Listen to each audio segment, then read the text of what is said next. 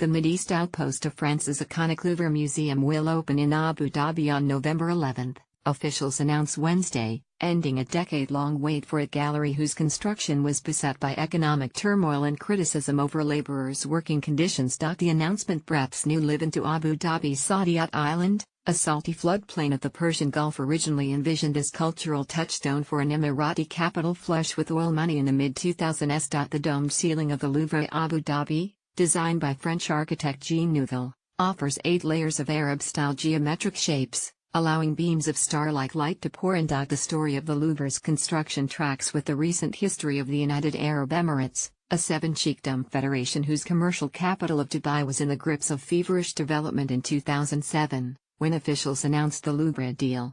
As Dubai built the world's tallest building, Abu Dhabi sought a culture edge in a battle of siblings, buying its way into both pop culture movies and high culture art. Abu Dhabi's oil-rich rulers agreed to pay France $525 million for the use of the Louvre name alone, plus another $750 million to hire French managers to oversee 300 loaned works of art. A center at Paris Louvre now bears the name of the late UAE President Sheikh Zayed bin Sultan Al Nahyan, which was also part of the deal. Public relations officials at Wednesday's announcement nevertheless insisted the Associated Press not refer to the museum as a branch of the Louvre, without providing an explanation. They also refused to allow the AP to interview government officials. As construction began, Dubai's overheated property market collapsed, forcing Abu Dhabi to offer a $10 billion bailout. A global crash in oil prices from over $100 a barrel in 2014 to around $30 in early 2016 further strained the UAE and slowed Abu Dhabi's plans. The museum's use of migrant labor in its construction sparked criticism.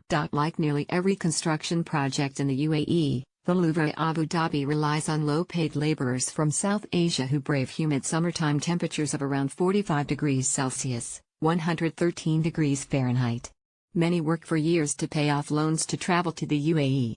Some find their wages lower than promised or entirely withheld for months. Human Rights Watch reported in 2015 that hundreds of workers on Saadiyat Island were deported or lost their work visas for launching strikes about their conditions.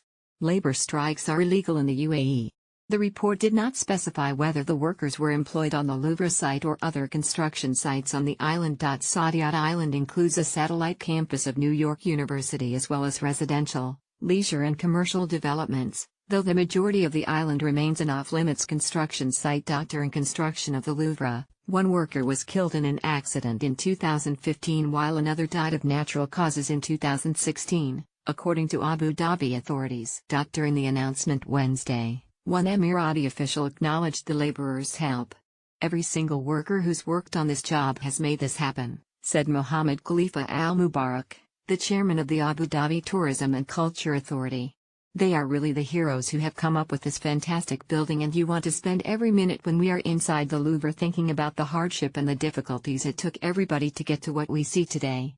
In the face of criticism, the UAE has reformed its labor laws to allow migrants in theory to bring complaints to the government and to get out of contracts and change jobs while keeping their passports. However, there still are systemic problems affecting migrant workers at Saadiyat and elsewhere in the country, said Nicholas McGeehan, a human rights activist long focused on migrant workers in the Gulf. "I think the institutions have consistently accepted at face value whatever the UAE authorities have told them," said McGeehan, who was blacklisted from entering the UAE over his work in 2014.